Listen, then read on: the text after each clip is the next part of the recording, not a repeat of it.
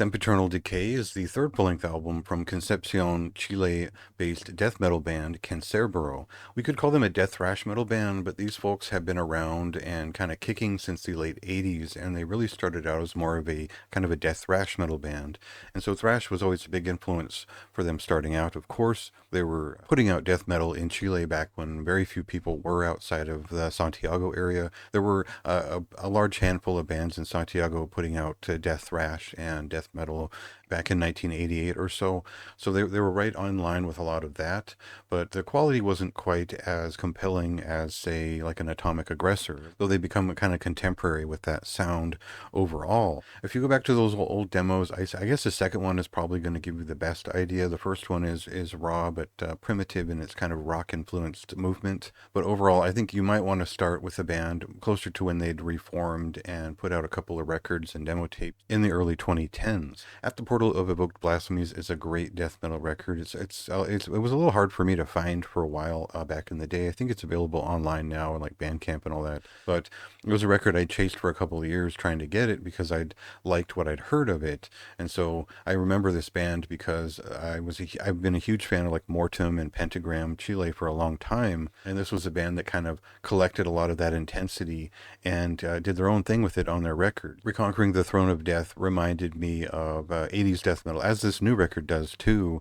where they bring a lot of those early thrash metal breakthroughs from the European like darker thrash metal scene and the extreme thrash of the time, and they took those progressions and made it more extreme with bigger, louder records that were played faster. And so Reconquering the Throne of Death reminds me of that quite a bit. It really is my kind of thing, and so that's what I was hoping for and expecting from this one. I think I compared that second record to like Tribulated Bells, and that's a big compliment from my point of view. So for this new record, they're doing something very similar, but keeping it a little bit more tight. So we'll cut to a clip here, and then I'll talk more about what's different about this record, what's the same, and what's always kind of stood out for this band.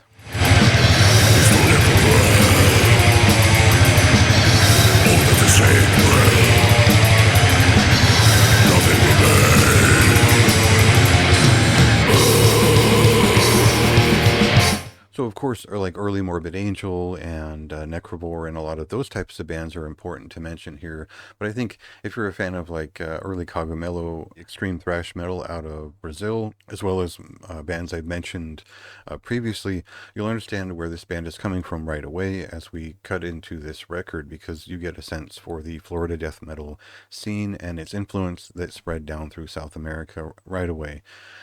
Pretty familiar sound, but the way these folks do it, it's intense. It's got a lot of screaming guitar leads. It's really following a certain thread, and they have a way of writing songs that are much more in line with classic death metal and classic death thrash metal in the 80s style, better than most. And I think that's really kind of what I hinged on in this review. Is that, yes, you've heard this kind of sound before, and we've heard it buttoned up and dressed down and every which way sideways, but there's something to be said for a band that can just crank out exciting death metal songs that are impactful. Especially the first half of the record, it's really just more of a death thrash record as it starts out, and the second half kind of pulls into some slower pieces that will remind people of I guess, Sadistic Intent around 1992 or so. There's no great offense here that takes away from the experience. So for me, this is a very high recommendation. It's a very solid record.